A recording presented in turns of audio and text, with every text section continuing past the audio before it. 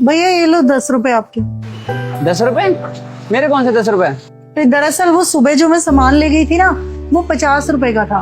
मैंने गलती से आपको 40 बोल दिए थे, तो ये 10 रुपए मैं आपको लौटाने आई थी। मैं शाम को भी आई थी पर आपकी दुकान बंद थी भैया। हाँ, कल वो मेरी माँ की तबीयत खराब थी इसलिए जल्दी चला गया। 10 रुपए तो थे। आप अगली बार जब सामान लेने आते तब उसमें कटवा देते। अरे नहीं नहीं भैया, मेरी माँ ने हमेशा मुझे यही सिखाया है कि कभी किसी की मेहनत के पैसे नहीं रखने चाहिए। भगवान कहीं ना कहीं हमारे परिवार में से निकाल लेता है। ये ले।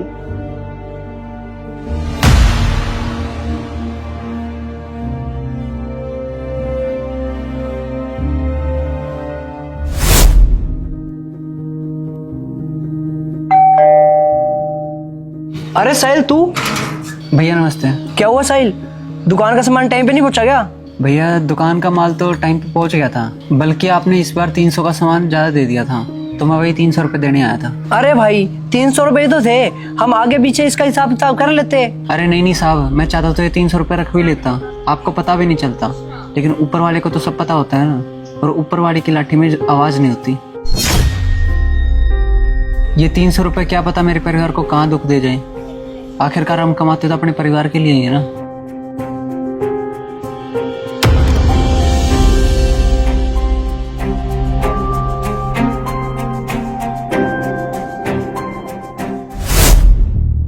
सर।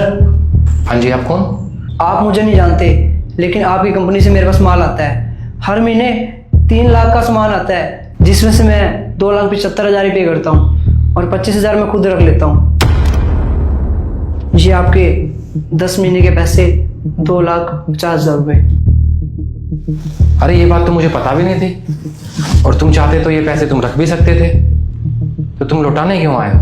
हाँ सर, वो मेरी किसी ने आंखें खोल दी, क्योंकि कई दिनों से मेरी माँ और बाबूजी की तबीयत बहुत ज़्यादा खराब है, और हो सकता है इन्हीं पैसों से मेरी माँ और बाबूजी की तबीयत खराब हो, क्योंकि ये भी किसी की मेहनत की कमाई है।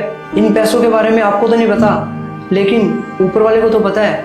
उसकी लाठी में आवाज़ नहीं होती। शायद तुम ठीक ही कह रहे हो।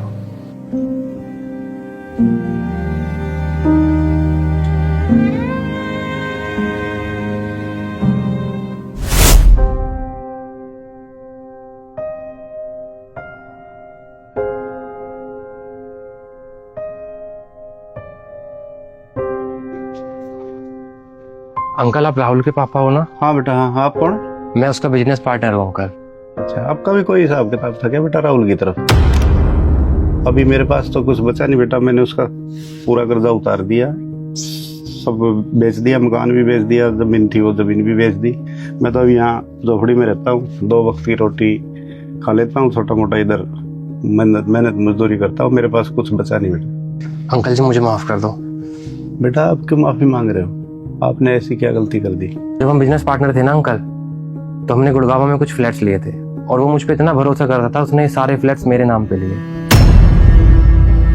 और जब वो गया तो मुझे पता था उसने ये फ्लैट्स के बारे में किसी को बताया नहीं होगा, और ये सच मैंने सबसे छुपाए रखा, और आज मेरी किसी ने आंखें खोल दी अंकल। और जब हम किसी की मेहनत की कमाई का हक रखते हैं ना अंकल जी, तो ऊपर वाला हमसे या हमारे परिवार से किसी न किसी तरीके से वो ले ही लेता है। और मेरी फैमिली में तो कोई रहा नहीं अंकल जो इस प्रॉपर्टी को यूज कर सके, तो आपके बेटे का हक मैं आपको लौटाने आया हूँ, ताकि कल को मैं भगवान के घर जाके अपने दोस्त से नजर तो मिला सकूं।